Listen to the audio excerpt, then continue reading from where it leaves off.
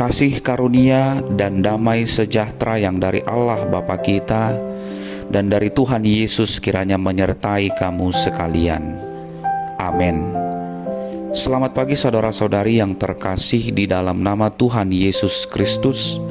Firman Tuhan yang menyapa kita di pagi hari ini tertulis di dalam 2 Tesalonika pasal 3 ayat 16. Dan Ia Tuhan damai sejahtera kiranya mengaruniakan damai sejahteranya terus-menerus dalam segala hal kepada kamu.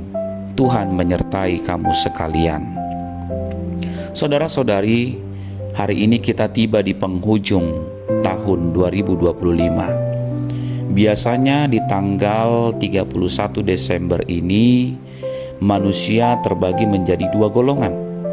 Golongan pertama adalah mereka yang sibuk menyusun resolusi tahun baru dengan semangat berapi-api. Padahal resolusi tahun lalu untuk diet dan rajin olahraga mungkin sudah gugur sejak pertengahan Januari. Golongan kedua adalah mereka yang menatap tahun depan dengan rasa cemas. Aduh, harga barang naik lagi tidak ya? Politik aman tidak ya? Jodoh kapan datangnya ya? Di tengah hiruk-pikuk pergantian tahun antara pesta kembang api dan kekhawatiran akan ketidakpastian, Paulus menutup suratnya kepada jemaat Tesalonika dengan sebuah doa yang sangat powerful.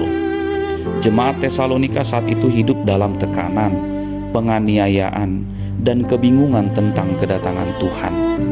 Namun Paulus tidak berdoa supaya masalah mereka hilang seketika, tetapi ia berdoa memohon damai sejahtera. Eiren, Shalom.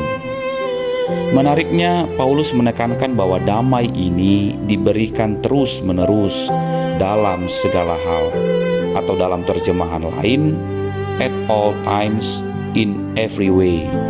Ini adalah janji yang luar biasa. Damai sejahtera Tuhan bukanlah damai gencatan senjata yang hanya terjadi saat masalah berhenti sejenak. Damai dari Tuhan itu seperti jangkar kapal.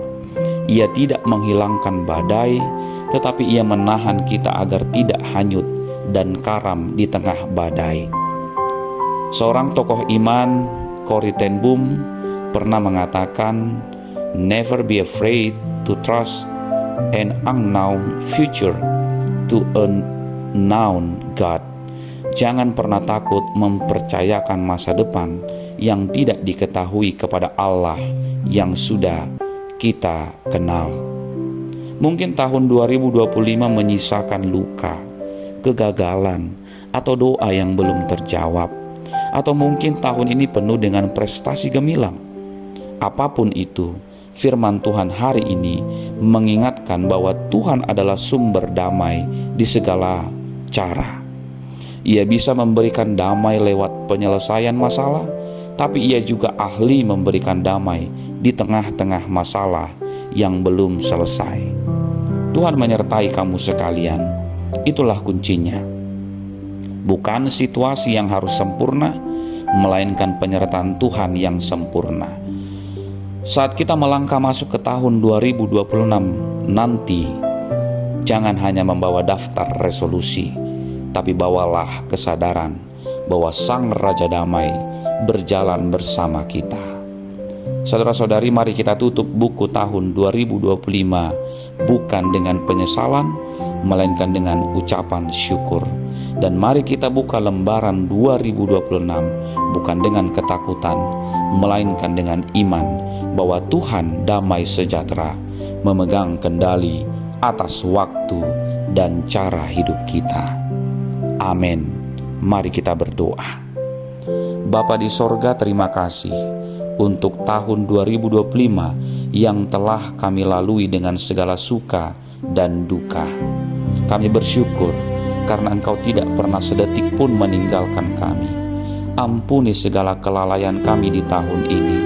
Saat kami bersiap melangkah ke tahun yang baru, penuhi hati kami dengan damai sejahtera-Mu yang melampaui segala akal.